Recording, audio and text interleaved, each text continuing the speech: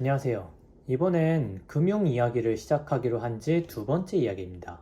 혹시 여러분 이런 고민해 본 적 없어요?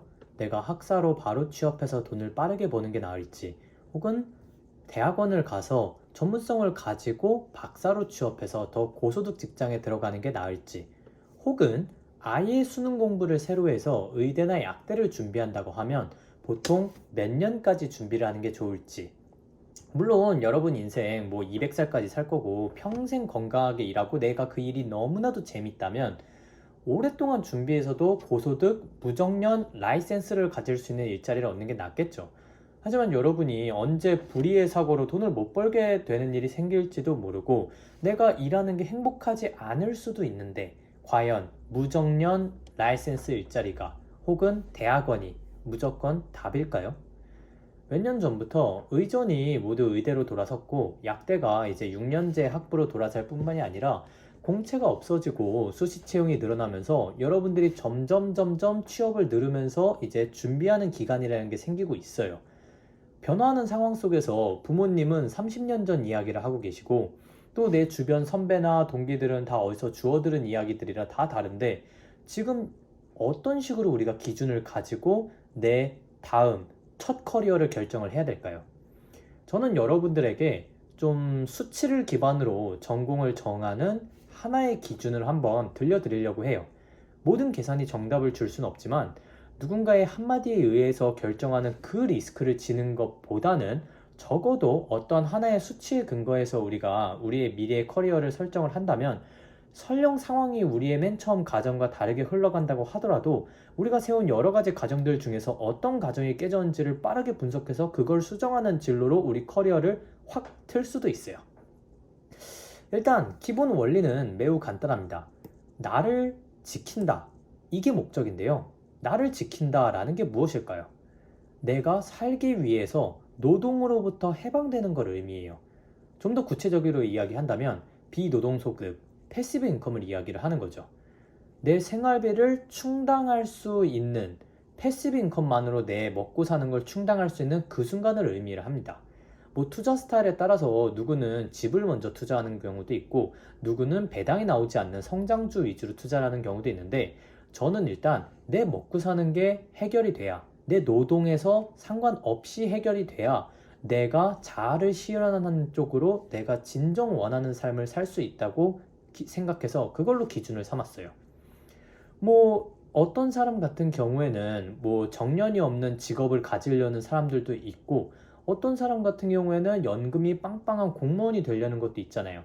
근데 이런 것도 결국에는 먹고 살 걱정으로부터 우리의 노동이라도 써서 해방하기 위한 건데, 사실 이런 먹고 살 걱정만을 하는 거는 우리가 뭐 1950년대, 60년대 이런 우리 할아버지 세대의 이야기고, 우리는 이제 요즘 트렌드에 맞춰서 내 노동이 들어가지 않고도 그 먹고 살 걱정이 해결되는 그 시점을 한번 기준으로 생각을 해보자는 겁니다.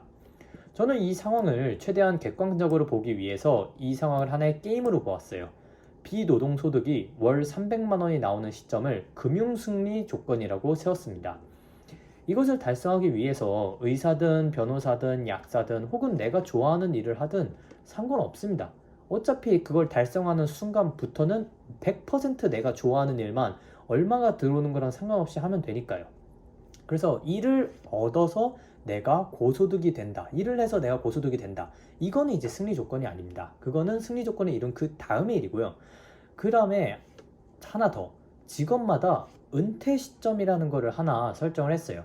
예를 들어서 우리가 어떤 직업을 선정을 했어요. 근데 그 직업을 우리가 준비하는데 뭐 10년, 20년 막 이렇게 엄청나게 오래 걸려요. 그래서 우리가 그 은퇴 시점 이전까지 거기에서 패시브 인컴만으로 내 자유를 얻지 못했어요. 그러면 과연 제가 그 진로를 진입을 하는 게 그만큼의 오래 걸리는 기간을 준비할 만큼 가치가 있는 걸까요? 이런 걸 이제 계산을 한번 같이 해보자는 거죠. 그래서 이런 계산을 하는 데 있어서 제 계산이 완벽하진 않을 거예요. 그러니까 여러분들이 알고 있는, 여러분들이 부모님에게 좀 더 많은 걸 들었으면 그 가정에서 제가 기본 골격을 세운 거에 살을 붙일 수 있을 텐데, 저는 굉장히 베이직한 가정만 깔고 가겠습니다. 일단 첫 번째, 집은 못 삽니다. 집은 여기서 과감하게 포기하겠습니다. 여기서 집이라는 변수가 일단 들어가 버리면은 우리가 생각할 게 너무나도 많아지고, 사실 지금 여러분들 제가 이거를 알려줬건 알려주지 않았건 이미 집은 웬만하면 우리 다 포기한 상황이잖아요. 근데 갑자기 여기다가 너 그렇게 하면 집은 못 사는데? 이런 공격이 들어오면 아무것도 못해요. 그럼 두 번째, 레버리지를 사용해서 하는 투자는 없습니다. 우리가 뭐 전문직을 가면은 뭐 레버리지를 땡겨가지고 더 처음부터 투자를 잘할 수 있다. 혹은 뭐 대기업을 가면 마통이 나와가지고 우리가 그걸 통해서 뭐 시작을 좀 더 빠르게 자산을 불릴 수 있다. 뭐 이런 얘기도 있는데요. 그런 것 같은 경우에 이제 리스크가 크기 때문에, 그리고 직장마다 다 다르고요. 그래서 다 없다고 하겠습니다. 그럼 세 번째, 투자는 뭐 개인의 투자 실력을 철저하게 반영하지 않겠습니다. 그래서 일단 우리가 트레이딩으로 우리가 투자를 하는 거는 내가 본업이 아닌 다른 노동이 들어가가지고 그 부업을 뛰어서 수입을 얻는 거고요. 저는 철저하게 S&P 500에 적립식으로 투자를 해서 연평균 10%의 수익률을 얻는, 뭐 티커로 따지면 VO에만 투자한다. 이렇게 이제 가정을 하겠습니다. 그 다음에 이제 마지막 네 번째, 경제적 자유를 얻는 그 금융 엑시스를 하는 그때의 수단은 배당 투자를 하겠습니다. 그래서 티커로는 뭐 미국 주식의 배당주로 유명한 뭐 iShares의 PFF 이런 것들이 있는데, 뭐 여러분들이 뭐 상가에 익숙하다 이러면 상가 투자로 생각을 하셔도 돼요. 그래서 저는 배당 수익률 투자라고 해서 연 4%를 목적으로 하겠습니다. 그래서 지금부터 계산 시작하겠습니다. 일단 여러분의 나이는 군대를 갔다 온 3학년인 나이인 그 남학생 기준이에요. 여학생은 여기서 2살을 빼세요. 24살로 가정을 하도록 하겠습니다. 여러분에게 선택지는 크게 3개가 있다고 할게요. 연봉 상승률은 사람마다 다르고 직군마다 다르니까 고려하지 않고 대신 초봉으로 쭉 간다고 하겠습니다. 왜 이랬냐면 우리가 연봉이 늘어요. 근데 연봉이 느는 만큼 나중에 결혼도 하고 아이도 생기면서 소비가 계속 늘어요. 그래서 저는 연봉 초봉만큼이 여러분이 평생토록 저축할 수 있는 금액이다 라고 가정을 여기서 깔고 그것만으로 가겠습니다. 그러면 여러분들이 만약에 요 가정을 틀리게 내가 하고 싶다, 내가 만약에 요거보다 좀 더 앞당기고 싶다 이러면 좀 더 저축하는 걸로 여러분만의 뭐 또 다른 계산 공식을 만들어 보셔도 돼요. 일단은 기본 금액을 이렇다는 거예요. 그 다음에 좀 더 스타팅 포인트의 난이도를 낮추기 위해서 여러분들이 그 24살에 아르바이트 등 혹은 군적금으로 모은 돈이 한 1,000만 원 정도 있다고 가정을 하겠습니다. 그래서 승리 조건을 한번 자산의 액수로 먼저 계산을 해볼게요. 우리가 그 캐시플로우로 얘기는 했지만 결국 그 캐시플로우를 이루기 위한 우리 자산은 우리가 S&P 500으로 투자를 하기 때문에 그걸 다시 마지막에 PFF로 바꾸기 위한 최소한의 자산이 달성이 돼야 변경을 하는 거거든요. 보통 사람들이 이렇게 투자하는 경우들이 많아요. 배당 투자를 해서 그거를 조금씩 모아간다. 물론 그렇게 하면은 우리가 마음적으로 안정적으로는 좋아요. 하지만 우리가 그렇게 하나 고성장률인 어떤 지수 추종을 한 다음에 그런 걸로 바꾸나 큰 차이가 있지 않아요. 그래서 처음부터 이렇게 바꾸기보다는 저는 일단 S&P 500을 따라간 다음에 나중에 바꾸는 식으로 이렇게 바꾸겠습니다. 그리고 또 이렇게 얘기를 하실 수도 있어요. 자꾸 제가 뭐 비판에 비판을 다시 반박에 반박을 하는 식으로 해서 뭐 영상이 많이 쳐지는데, 뭐 월 300만 원으로 우리가 그 평생 살 수 있는 게 아니지 않냐, 인플레이션도 있지 않냐 라고 이야기를 하는데, 우리가 배당주라고 해서 배당주의 가격이 계속 멈춰 있는 게 아니에요. 배당 주식도 인플레이션 이상의 성장률을 가지고 있는 상황 속에서 거기에서 이제 4%가 수익이 나오는 거기 때문에 맨 처음에 300만 원으로 우리가 세팅을 한다고 하면 나중에 점점 늘어나는 금액은 이 4%가 유지되는 상태에서 배당주 가격이 오르는 만큼 거기에서 4%가 나오는 거기 때문에 인플레이션에 의해서 현금 가치가 하락하는 거는 일단은 고려 안 하셔도 돼요. 그래서 우리가 그 4%로 우리가 월 300만 원이 나오는 걸 따져보면 연 3,600만 원이 나와야 됩니다. 그럼 연 3,600만 원 곱하기 25 하면은 9억이 나오네요. 그러면은 이제 우리가 또 여기서 세금을 살짝만 고려를 할게요. 우리가 처분을 하고 배당주로 갈아탈 때 해외 주식 같은 경우에는 22%의 세금이 나와야 되니까 78%에 해당하는 금액이 9억이 되는 11.5억을 승리 조건으로 세팅하도록 하겠습니다. 어떤 분이 나는 200만으로도 생활이 가능한데, 혹은 나는 경제적 자유를 좀 더 일찍 얻고 싶은데 하시는 분은 이제 11.5의 뭐 3분의 2의 가격인 7.6억을 승리 조건으로 계산하시면 되고, 만약에 나는 중간에 집을 사고 싶다 라고 하시는 분은 서울 아파트의 현재 가격과 상승률을 고려해서 중간에 어느 시점에 그만큼의 이제 뭐 자산의 변화가 생겨가지고 연립방정식의 형태로 구성을 하시면 돼요.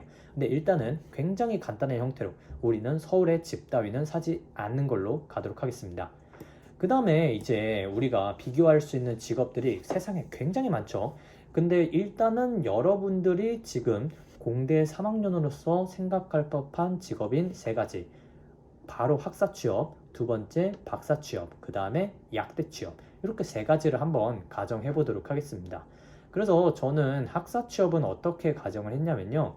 뭐 이건 진짜 카더라예요. 그러니까 여러분들 여기서 막 그 수치 가지고 공격하시면 안 돼요. 여러분들이 이 수치가 마음에 안 든다. 그럼 여러분의 수치를 입력하시면 됩니다. 저는 학사 취업 같은 경우에는 26세부터 소득이 발생한다고 가정을 했습니다. 우리가 지금 24살에 3학년이니까 24살에 3학년, 25살에 4학년, 그리고 26살부터 이제 소득이 발생하는 거죠.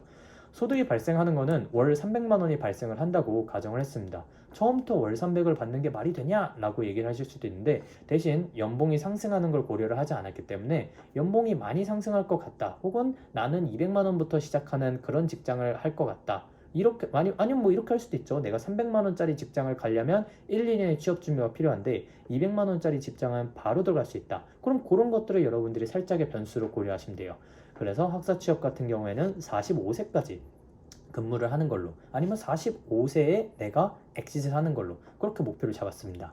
그 다음은 박사 취업이에요. 박사 취업 같은 경우에는 32세부터 소득이 발생한다고 가정을 했습니다. 대학원 과정을 한 6년 정도 한다고 보았고요. 그 다음에 이제 박사 취업한 다음에는 우리가 좀 더 고소득 일자리에 들어가겠죠. 그래서 월 500만 원을 우리가 받는다고 가정을 했고 55세에 우리가 그 금융 승리를 이루는 것을 목표로 잡았습니다. 그 다음 세 번째, 약대 진학 후 취업하는 건요. 뭐 약대를 진학한 다음에 취업할 수 있는 진로가 굉장히 많은 걸로 알고 있어요. 근데 뭐 일반적으로 여기에서 뭐 제가 약대 쪽은 잘 모르기 때문에 그냥 뭐 한두 명의 친구로부터 주워 들은 걸 가지고 말씀을 드리면 그러면 이제 우리가 24살부터 1년에 약대 준비를 한 다음에 25살 때부터 약대를 진학했다고 가정을 했습니다. 그래서 우리가 6년 동안 그 약대를 다니고 31살부터 소득이 발생하기 시작해서 첫 초봉이 월 400만 원을 해서 우리가 정년이 없으니까 내 체력이 닿을 때까지 뭐 80살에 뭐 금융적인 엑싯을 한다. 뭐 이렇게 가정을 한번 해볼게요. 첫 번째는 학사입니다. 학사의 경우에는 아까 말씀드렸죠. 그래서 처음에 1000만 원으로 시작해서 첫 2년 동안은 수입이 없습니다. 그래서 첫 2년 동안에는 내가 모은 아르바이트나 이런 걸로 모은 1000만 원에서부터 금융소득이 생겨서 25살에는 1100만 원을 가지게 됩니다. 그리고 26살에 처음으로 저희가 월급을 받죠. 그래서 3600만 원의 월급이 받아서 우리가 26이 끝날 때는 4810만 원이라는 그런 자산을 이제 가지게 돼요. 그리고 27살 같은 경우에는 이제 쭉쭉 늘어나죠. 8891만 원이 나오게 됩니다.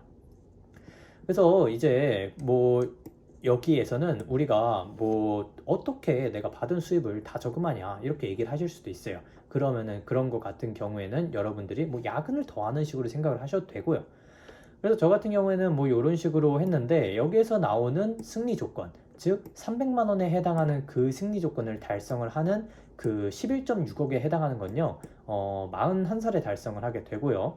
그 다음에 내가 월 200만 원이 들어오는 그런 이제 배당을 받을 수 있는 그거는 37살에 달성을 할 수 있게 됩니다. 생각보다 이르죠. 그러니까 이게 여러분들이 생각을 잘 해보셔야 되는 거예요. 여러분들이 만약에 300만 원을 받을 수 있는 직장을 내가 지금 어떻게든 뭐 우리 학교가 뭐 취업 연계라든지 뭐 이런 걸 통해서 갈 수 있다. 그리고 내 목표는 더도 말고 더도 말고 그냥 마흔에 그냥 내 숨통 하나만 트였으면 좋겠다. 이러면 굳이 여러분들은 그 주변 사람들에게 휩쓸려 가지고 막 이런저런 막 고시공부라든지 이런 걸 길게 할 필요가 없는 거죠.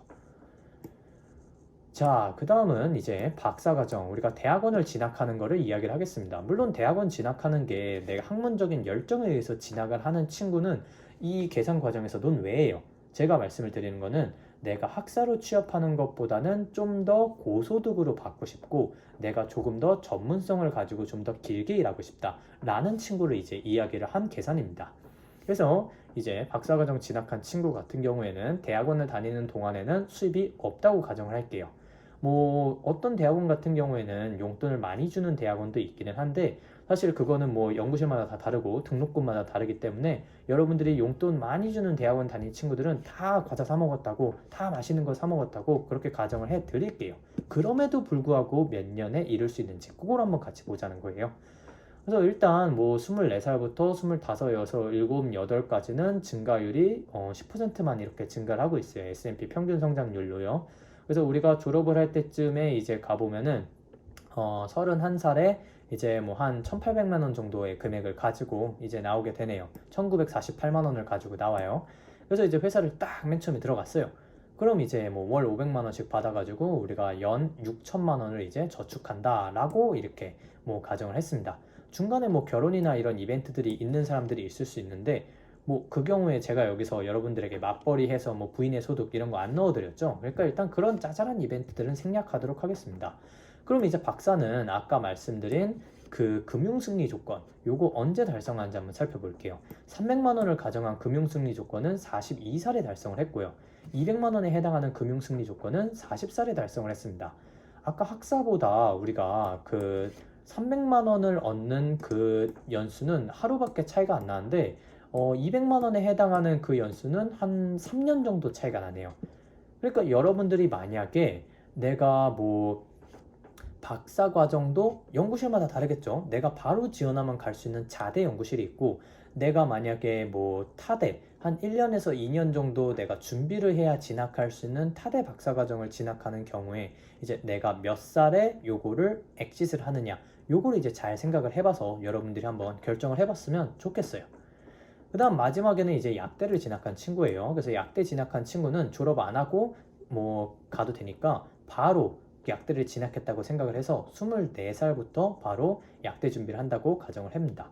그러고 나서 이제 6년 동안 다니면 이제 31살에 이제 나오게 되네요.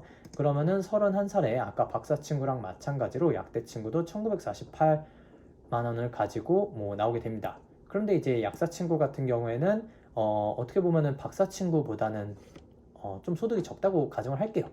그래서 여기에선 4,800만 원씩 이게 쌓이는 거예요. 그래서 쭉쭉쭉쭉 쌓여서 보면은 이 친구 같은 경우에는 200만 원 달성하는 시점이 40살이고 300만 원 달성하는 시점이 43살이에요. 어때요? 만약에 여러분들이 학사로는 바로 취업할 수 있는데 약대 준비를 하는데 내가 수능이 자신이 없어. 그래서 수능일 3년, 4년, 5년 이렇게 늦춰져. 이럴 수도 있는 거예요. 그래서 저는 여러분들이 지금 전공에서 만약에 한 3학년까지 하고 다 했어. 이러면은 이거를 탁탁탁 계산해보고 이거 이렇게 가면은 내가 이게 뭐 80살까지 일할 수 있다고 하더라도 나의 목표는 일단 내 숨통이 트이는 연 300만 원인데 이거 가성비가 안 나올 수도 있겠는데? 라는 생각을 해가지고 여러분들이 자퇴를 안 하고 그래도 내 학사 자격증은 언제든지 돌아올 수 있게끔 졸업은 해야겠다 라는 결정을 내리는데 도움이 될 수도 있는 거죠. 자, 그럼 마지막으로 학사, 박사, 약사를 같이 놓고 한번 비교해 볼까요? 자, 그럼 학사 같은 경우에는 37살에 200만 원에 해당하는 걸 달성을 할 수 있게 되는 거고요. 그 다음에 약사랑 박사 같은 경우에는 200만 원을 달성하는 시점은 동일하게 40살입니다.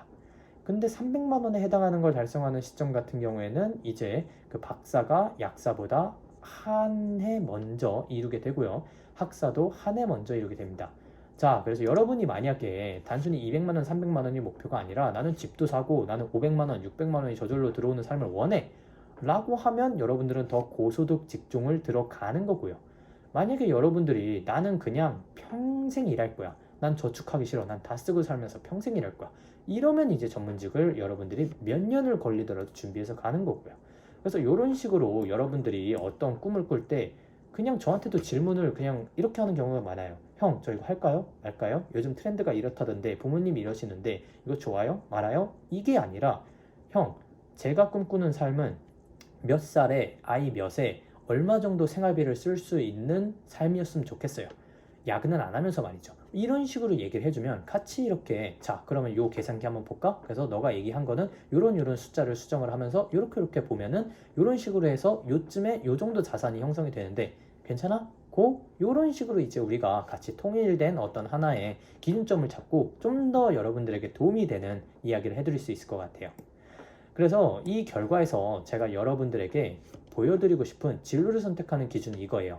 남들이 무조건 A가 좋다, 뭐 개발이 좋다, 혹은 전문직이 좋다 이런 거가 있다고 무조건 내 진로를 안 좋게 생각하면서 팔랑팔랑 거리지 말라는 거예요. 내가 이거를 설정을 했을 때도 여러분들이 구체적으로 목표를 잡고 이런 수치에 의해서 설정을 했다고 하면은 여러분들의 자산 목표가 이렇게 그래프가 있을 거고 거기에 여러분이 착실히 맞춰가고 있다면 다른 어떤 것도 두려워할 게 없어요. 누가 1,000억을 가지고 있던 혹은 누가 막 120살까지 일할 수 있던 무슨 상관이에요. 나는 40살에 내 꿈을 다 이루고 이미 그만둘 건데. 이런 식으로 여러분들은 여러분들이 하고 싶은 대로 인생의 주인이 되는, 그러니까 어떻게 보면 지난 시간에서는 노동의 주인이 되는 방법을 말씀드렸다면 이번에는 내 진로에서 내가 주관을 갖는 그 계산 방법을 하나 말씀드리려고 했던 거예요. 그래서 여기서 여러분들에게 끝으로 숙제를 한 2개 정도 드리고 싶어요.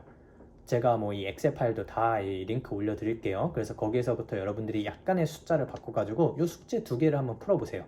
첫 번째, 내가 50살이 됐을 때 월 1,000만 원의 패시브 인컴을 달성하기 위해서 박사를 만약에 진학을 하려고 해요. 그러면 내가 대학원을 몇 년 안에 졸업을 해야 되는 연구실을 들어가야 될까요? 그 다음 2번째, 내가 약대를 위한 수능 준비를 이 똑같은 목표를 가지고 했을 때 몇 년까지 하는 게 괜찮을까요? 하나만 더 추가로 할게요. 이거는 약간 응용 문제인데요. 연평균 상승률 8%를 지닌 어떤 10억짜리 집을 내가 사고 싶어요. 그러면 과연 몇 살 때 사는 게 내 목표, 이건 여기서는 목표는 각자 알아서 잡으세요. 내 목표에서 효과적인 타이밍일까? 이런 거를 이제 각자 계산을 해가지고 한번 댓글 한번 남겨주세요.